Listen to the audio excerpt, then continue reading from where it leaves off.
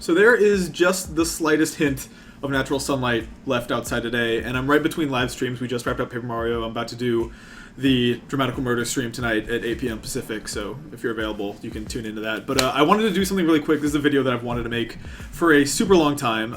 There's something that I really, really enjoy collecting, and that is video game zines.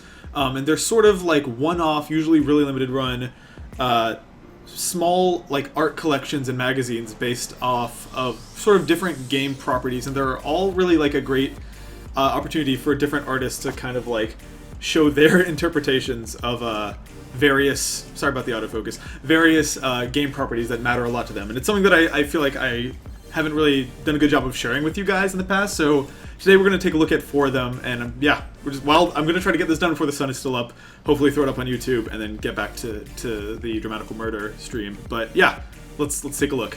Now the first one I want to take a look at is called Fez Zine. Now this is put together by a dude named Kevin J. Stanton, and it's actually still available. You can get it for, I think, 25 bucks, and it's just a really incredible collection of artwork inspired by the game Fez. This piece right here is amazing. This was done by my buddy Corey Schmitz, who does a lot of graphic design for a lot of places like PlayStation and Polygon, and like this is his interpretation of Fez. But like I love this because every page of it, and I don't want to show too much off, but every page of it is like just so different from the last. These very, very different interpretations of like Gomez and sort of the world of Fez. I love this piece right here because I don't know if you can tell, but there's just sort of this like what's the word, anaglyphic, what's the word for that type of 3D, that old-fashioned red and blue 3D, but just that is such an awesome effect and such a cool way of playing with like the 2D 3D world of Fez. And then perhaps my favorite part of this one, I'm just going to jump ahead, is the $25 edition, which is the only edition I think you can still get, has this really amazing pop-up page that is just like a really cool way to sort of play with the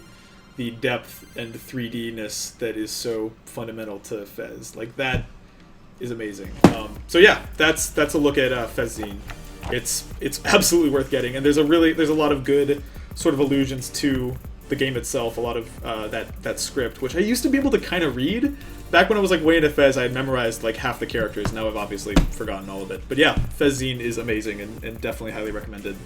Now the second one I'm going to be showing off today is called Glitch PokéZine, and this thing is so gorgeous. I got this very, very recently. This was actually put together by my friend Yasmin and a fellow named Jordan Rosenberg, and it is so lovely. Just a unbelievable amount of really talented artists came together to make this a thing. You can see Omocat right there.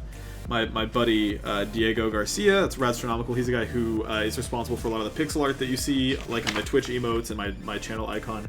And this zine is absolutely stunning. It's all based on different glitches within the Pokemon games, obviously, but it's not just like Missing No. I feel like when people hear Pokemon glitches, they immediately think of Missing No, but there are a lot of other ones, and this zine explores that idea in a really, really phenomenal way. I think this is actually out of print now. I don't know that this is still being made. You could maybe investigate that a little more than I have, but to my knowledge, this is no longer available. But it's just like the complete breadth and depth of really cool ideas. This one is like clearly inspired by Pokemon cards as a thing, and just like, I don't know, this one is there's so much to love in here, so much like really cool glitch art. And yeah, I hesitate to show off too much of it, but you can go, here's Diego's piece, which I think is just fantastic. Lots of like really playing with the idea of the walls of this digital world just being completely torn asunder. It's really hard to make a video, by the way, with one hand. I am learning now, one hand and no lights. But yeah, Glitch PokéZine is incredible. There'll be a link below where you can check out all the art from this zine online, but it's really, really awesome and one of my favorite things that I have.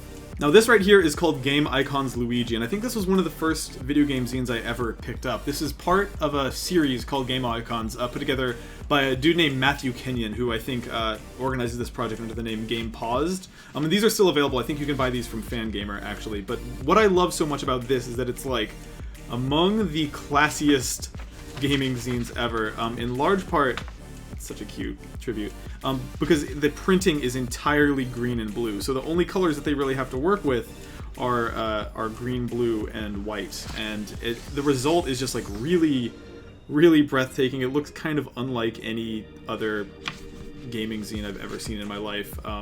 just taking the iconic Luigi colors from his clothes, the green and blue, and then using it to make every conceivable type of art, like from crazy like sort of glitch art like this to a lot of really great art inspired by the Luigi's Mansion games. I love that very faint blue there. There's just a whole lot to love here, and maybe someday I will have a real camera that is locked down so I could maybe show this off a little bit better. I may return to the Zine console. I've got some more that I'm looking at buying that I'd love to share with you guys. That one's very tasteful, very subtle. There's actually, I think Corey actually has a piece in here too. And then also my buddy Jason Schreier, who is responsible for the art on my Twitch schedule, if you've ever seen that before. He has a piece in here somewhere. Where is it? Where is it? There's Corey's. Just sort of like Luigi is interpreted in... that's great looking. The Paper Mario version of Luigi. Oh, there's Jason's piece. Luigi's Spooky Search is what he calls that. Looking for Mario.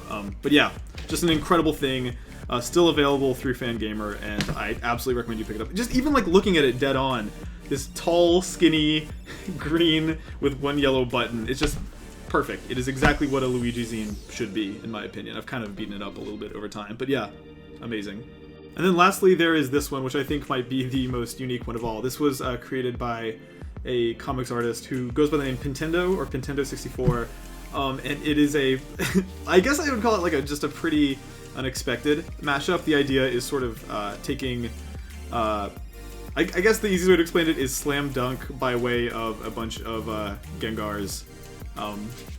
So imagine basically the Slam Dunk manga if it was about a bunch of real cute Gengars doing dirt on the basketball court.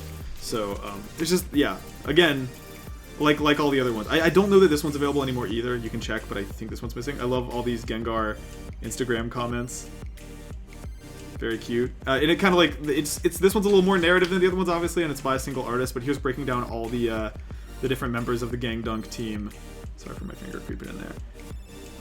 Gongen, Genbo, Gengar, Gengar, and Gungus.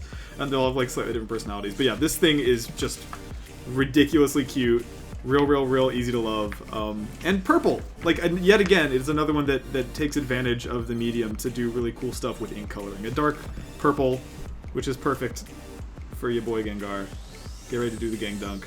But yeah, that's about all I'm going to show off today. I will do another one of these in the future. Hopefully by that point I'll have like real equipment and a real camera, and I'll have my life together a little bit more. But yeah, thank you for hanging out with me for this shaky, blurry video, and I will see you guys next time. Bye.